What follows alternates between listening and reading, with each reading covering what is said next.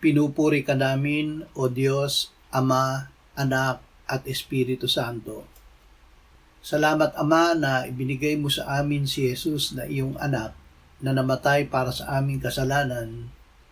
Iyong muling binuhay, iniakyat at iniluklok sa iyong kanan sa langit.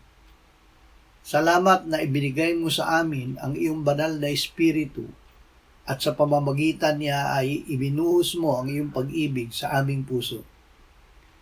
Ama, ang hinihintay namin ay hindi ang pagsilang na muli ni Jesus bilang sanggol.